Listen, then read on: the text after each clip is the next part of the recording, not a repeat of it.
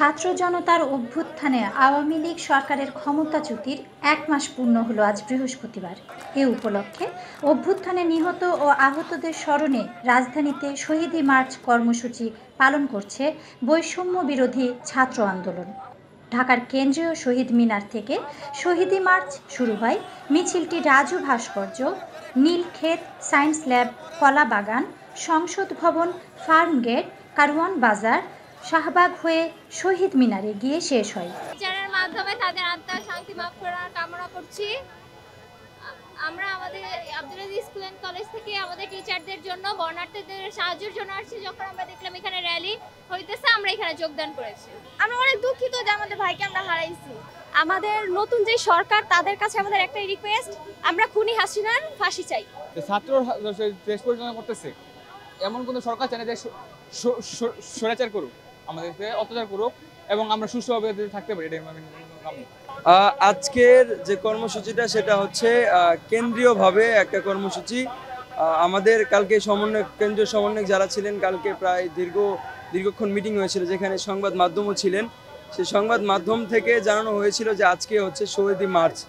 শহীদি March হিসেবে সারা বাংলাদেশে একটা কর্মসূচি অবস্থান করেছেন এবং সেখানে বিভিন্ন কেন্দ্র নিয়ে কথা হয়েছিল যে আজকের কেন্দ্র কয়টা হতে পারে, কোন কোন কেন্দ্রে, যেখানে প্রধান পর্যটক ছিল, যেখানে আমাদের শহীদ ভাইরা মারা গিয়েছেন দীর্ঘক্ষণ, সেই বিষয়টা উল্লেখ করে আমাদের একটা প্রধান কেন্দ্র নির্ধারণ করা হয়েছে, যেটা ছিল এই কেন্দ্রটা, এই ঢাকা বিশ্ববিদ্যালয়ের এই কেন্দ্রে। এখানে পুরো ঢাকার স্টুডেন্টদেরকে আহ্বান করা হয়েছে শহীদদের স্মরণের জন্য।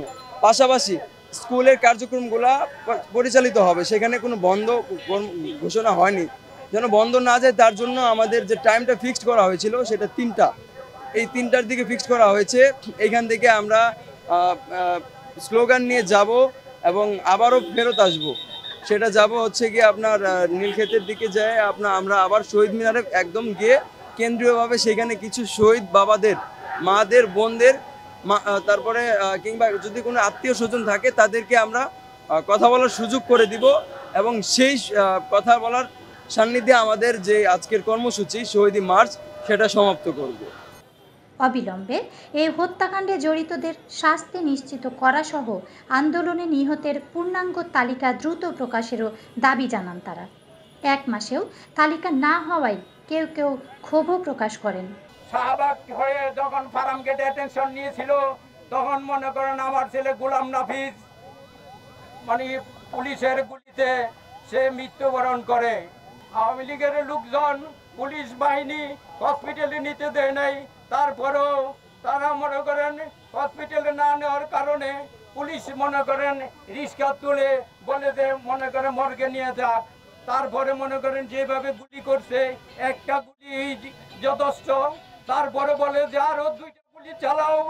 তারপরে আমি সারাদিন খুঁজে আবার ছেলে লাশ পাই নাই। যখন মানব জমিনে রাত 12টার সময় দেখি আমার বড় ছেলে, যখন মনে করেন একটা বিডিস ক্লিপে যখন দেখাই, তখন আমি বুঝতে পারি যে আমার ছেলে আর পৃথিবীতে নেই। তখন মর্গে আমি আত্মীয় স্বজনকে নিয়ে, সব আত্মীয় স্বজনকে নিয়ে আমি যখন খুঁজে বের করি, তখন মনে করেন রাত 3:30টার দিকে সোহরাওয়ার্দী হাসপাতালে আমার ছেলে লাশ পাই। তারপরে রাত 3:30টার দিকে লাশ যখন আমরা গ্রহণ করি, তখন আমরা দক্ষিণ খান নিয়ে 5 তারিখের সকাল 9টার সময় তখন পিতার কাঁধে নিয়ে যখন ছেলে লাশ নিয়ে যাই, কত দুঃখ, কত কষ্ট, কত বেদনা, সেটা যার ছেলে মারা গেছে সেই বুঝতে পারে। আমি আপনাদের মাধ্যমে জানাতে চাই তাকে জাতীয় বীর হিসাবে স্বীকৃতি দেওয়া হোক এবং আর যেন কোনো সরকার এই ধরনের কোমল শিশুদেরকে যে নির্যাতিত না করুক। Desk news, NAN TV, Dhaka.